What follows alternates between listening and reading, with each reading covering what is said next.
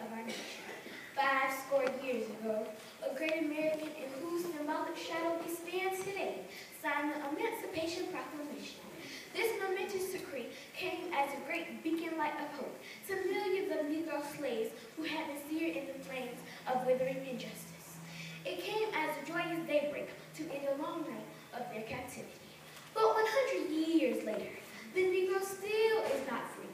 100 years later, the life of the Negro is still sadly crippled by the manacles of segregation and the chains of discrimination. 100 years later, the Negro lives on a lonely island of poverty in the midst of a vast ocean of material prosperity. 100 years later, the Negro is still languished in the corners of American society and finds himself in exile in his own land. And so, we have come here today to dramatize a shameful condition. In a sense, we have come to our nation's capital to cash a check. When the architects of our republic, with the magnificent words of the Constitution and the Declaration of Independence, they were signing a promissory note to which every American was to fall heir. This note was a promise that all men, yes, black men as well as white men, would be guaranteed the inalienable rights of life, liberty, and the pursuit of happiness. It is obvious today that America has defaulted on this promissory note insofar as her citizens of color are concerned.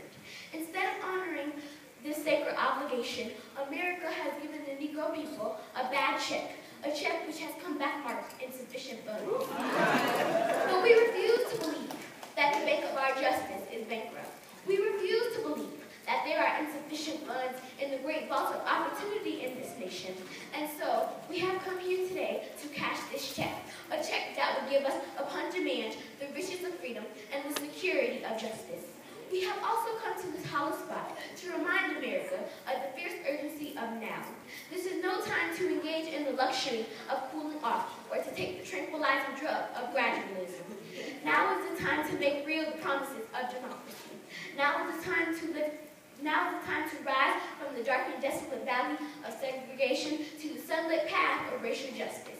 Now is the time to lift our nation from the quicksands of racial injustice to the solid rock of brotherhood.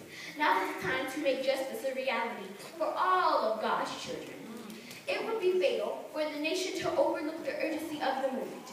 This sweltering summer of the Negro's legitimate discontent will not pass until there is an invigorating autumn of freedom and equality. 1963 is not an end but a beginning. And those who hope that the Negro needed the philosophy and will now be content will have a rude awakening if the nation returns to business as usual. And there will be neither rest nor tranquility in America until the Negro is granted his citizenship rights. The whirlwind of revolt will continue to shake the foundation of our nation until the bright day of justice emerges. But there is something I must say to my people who stand on the warm threshold which leads into the palace of justice. In the process of gaining our rightful place, we must not be guilty of wrongful deeds. Let us not seek to satisfy our thirst for freedom by drinking from the cup of bitterness and hatred. We must forever conduct our struggle on the high plane of dignity and discipline. We must not allow our creative protests to degenerate into physical violence. Again and again, we must rise to the majestic heights with meeting physical force with soul force. The marvelous new militancy which has engulfed the Negro community must not lead us to a distrust of all white people, for many of our white brothers, as evidenced by their presence here today, have come to realize that their destiny is tied up with our destiny, and they have come to realize that their freedom is inextricably bound to our freedom. We cannot walk alone, and when we walk, we must make the pledge that we shall always march ahead. We cannot turn back. There are those who are asking the devotees of civil rights, when will you be satisfied? We can never be satisfied as long as the Negro is the victim of the unspeakable horrors of police brutality. We can never be satisfied as long as our bodies, heavy with the fatigue of travel, cannot gain lodging in the motels of the highways and the hotels of the cities. We cannot be satisfied as long as the Negro's basic mobility is from a smaller ghetto to a larger one. We can never be satisfied as long as our children are stripped of their selfhood and robbed of their dignity by signs stating, for whites only. We cannot be satisfied as long as the Negro in Mississippi cannot vote and a Negro in New York believes he has nothing for which to vote. No, we are not satisfied, and we will not be satisfied until justice rolls down like waters and righteousness like a mighty stream.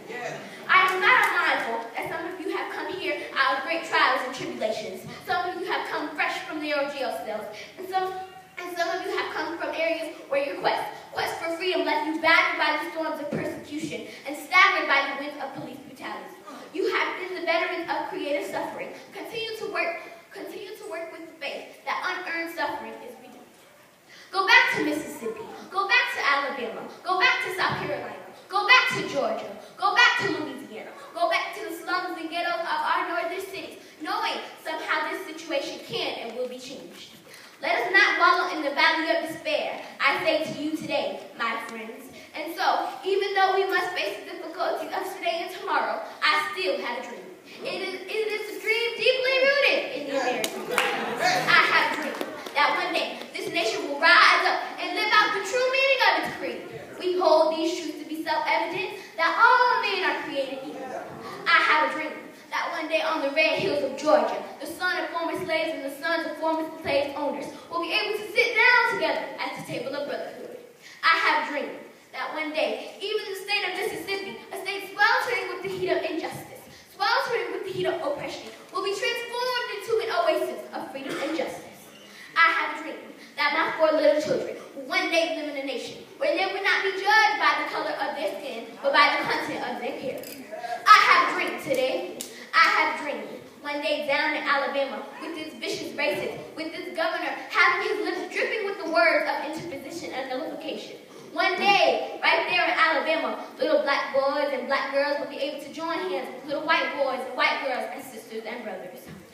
I have a dream today. I have a dream that one day every valley shall be exalted and every hill and mountain shall be made low. The rough places will be made plain and the crooked places will be made straight. And the glory of the Lord shall be revealed and all flesh shall see it together.